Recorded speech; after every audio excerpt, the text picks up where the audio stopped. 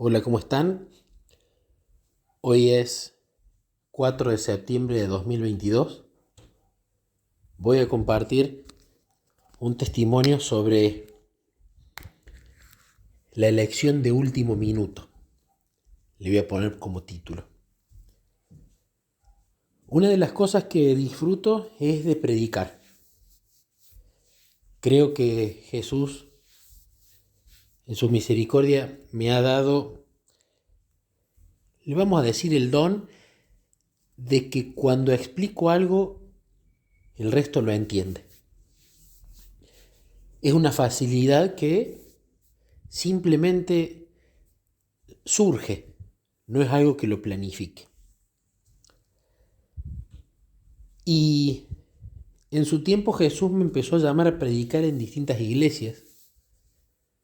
Y la verdad que fue algo emocionante porque probablemente de todas las experiencias del servicio, ya sea contar testimonios, dar momentos a solas con Cristo, dar la escuela sabática, hacer un grupo de estudio y predicar, yo creo que la predicación lo pongo a la misma altura en cuanto al gozo, al disfrute y a la paz que he sentido de momentos a solas con Cristo. Es una de las actividades que más disfruto. De repente había empezado a tener predicaciones seguidas y después se cortaron. Entonces le manifesté a Jesús: Jesús, hay iglesias que no han escuchado todas las predicaciones que hemos armado juntos. Me gustaría predicar. Me gustaría un sábado que volver a predicar. Entonces, luego de esa oración, a los pocos días, me escribe un pastor para predicar en una iglesia donde ya había predicado antes.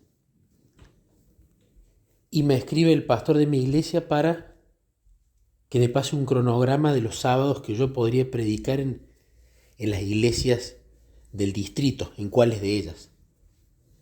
Así que por un lado me puse contento porque al manifestarle el deseo a Jesús,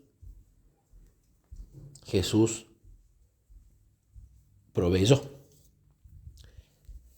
Pero claro, iba llegando este sábado, que fue este sábado que pasó, más precisamente ayer, sábado 3 de septiembre, y en las predicaciones anteriores Jesús revelaba el tema con bastante anticipación, ya sea para que lo estudie, lo prepare y lo dé, o yo justo terminaba de preparar un tema y allí en el momento justo me llamaban para predicar, entonces sabía que tenía que predicar el tema recién preparado. Pero acá no pasó. Y para una persona como yo, que es ansiosa y que le gusta tener todo ya estructurado y sabido de antemano, y que la incertidumbre la descoloca mucho, empecé a preguntarle a Jesús: no hice ninguna predicación recientemente. ¿Cuál querés que dé en esa iglesia? Pido confirmación. Y las confirmaciones no venían, y las confirmaciones no estaban, y de repente llegó el sábado. Me fui para allá el sábado y voy primero a la escuela sabática, empiezo a participar con los hermanos y mientras participaba yo iba orando. Jesús va a terminar la escuela, yo me tengo que subir al púlpito con la tablet que uso para predicar.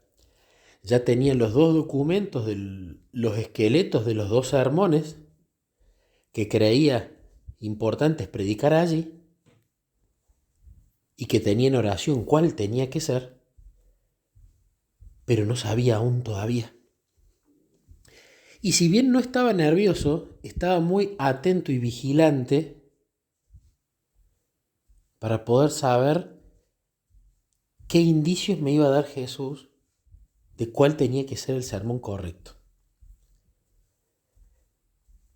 Y fue maravilloso porque a medida que fuimos viendo el tema de escuela sabática, cada hermano empezaba a decir cosas de la lección que no estaban tampoco muy relacionadas con la lección, pero que iban a puntos clave a uno de esos sermones,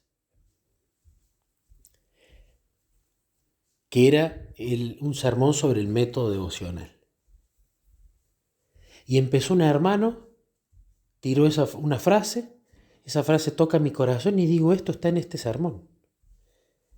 Habla otro hermano, tira una frase y digo, esto está en este sermón.